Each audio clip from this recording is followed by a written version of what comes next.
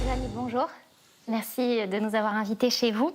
Alors, gagner une étoile, la première d'Israël à Paris, quand tout le monde entier est fermé, c'est un aboutissement quand même.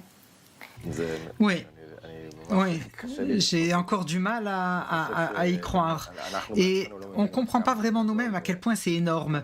Le restaurant n'est ouvert que depuis 1 an et recevoir une étoile en 1 an, c'est très rare. Et certainement, quand vous faites une cuisine tellement différente, tellement peu caractéristique de Paris, c'est vraiment un résultat formidable. Alors d'un côté, que le monde entier soit fermé, c'est très triste et parce qu'on ne peut pas fêter avec nos clients, avec nos employés. D'un autre côté, ça permet aussi d'avoir cette espèce de bon sentiment parce que même en cette période terrible, on a réussi à avoir un résultat si formidable. Je préfère regarder le côté positif.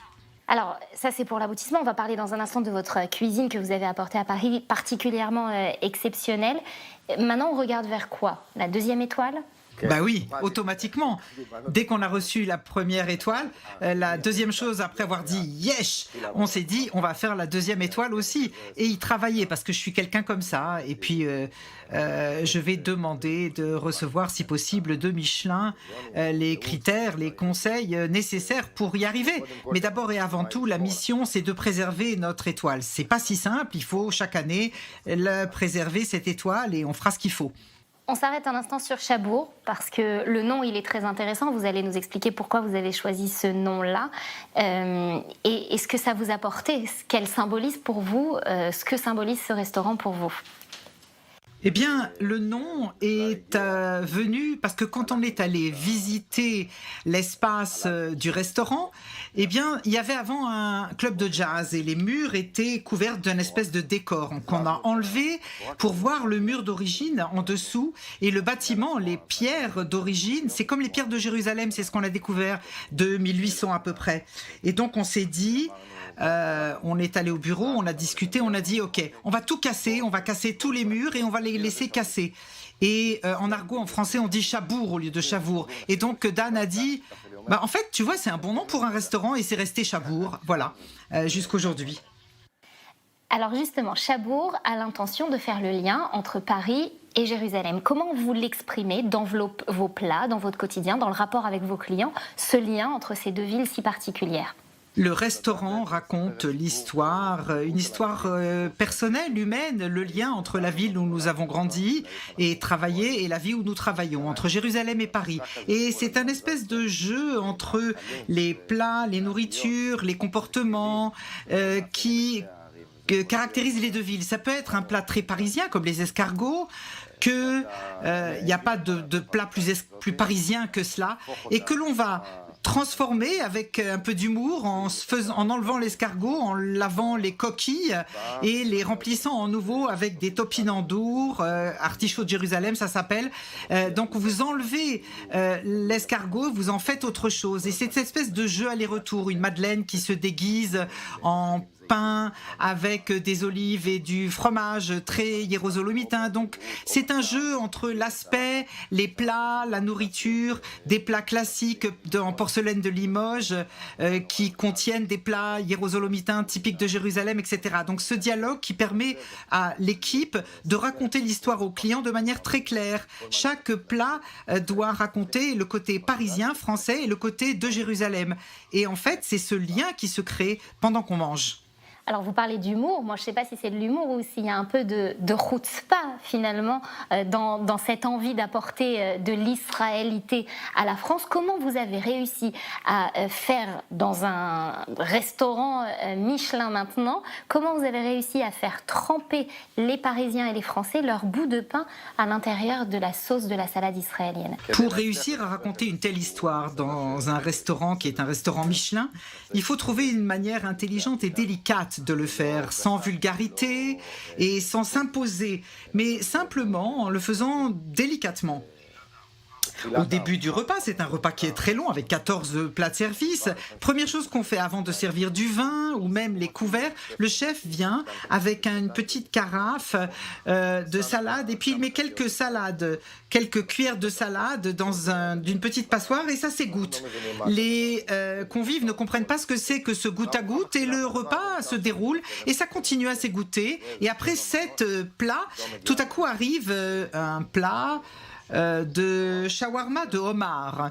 Et le chef prend la petite carafe avec ce jus de la salade qu'il fait couler tout autour et qu'il le pose. Et il explique que quand il était enfant en Israël, ce qu'il adorait, c'était de tremper son pain dans la sauce de la salade. Alors mangez le homard et après, comme des enfants, trempez votre pain. Et comment ils réagissent les gens à ce moment-là? Les réactions sont toujours un sourire parce que tout le monde aime retomber en enfance. Et puis après, le sourire, c'est oh là là, c'est bon. Et je crois que c'est exactement la manière de faire. Un peu de délicatesse et un peu d'humour. Et c'est là que vous vous dites que vous avez réussi? Oui, je pense que oui.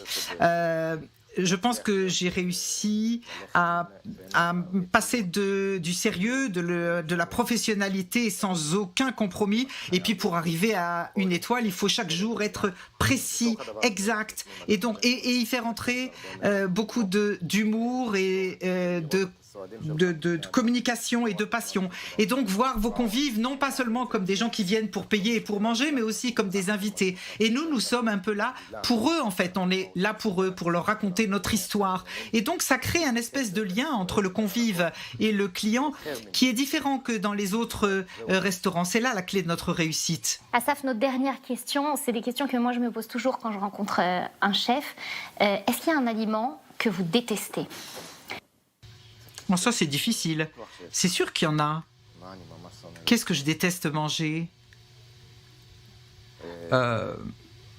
Non, j'aime pas la cannelle. Enfin, j'aime bien la cannelle, mais je déteste quand on en met trop. Donc, la cannelle, très peu. Qu'est-ce que je déteste? Tu sais? Ah oui, la girofle. Ah oui, je déteste. Alors ça vraiment, je comprends pas dans quelle nourriture c'est bon. Peut-être dans le vin chaud. Non, si, je l'ai dans mes plats, dans ma nourriture. Si j'aime pas, ça veut pas dire que tout le monde doit détester ça. Et il y a beaucoup d'épices combinées qui sont caractéristiques de chez nous avec de la girofle. De manière délicate, mais moi personnellement, je déteste ça.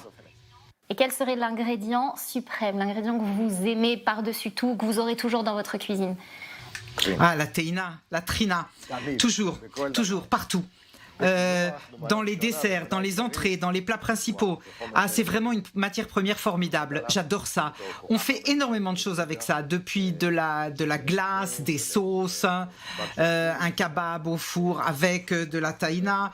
On en utilise en quantité industrielle. C'est pour moi une matière première fantastique. Asaf, ma dernière question.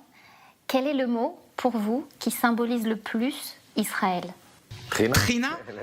Non, quand même pas.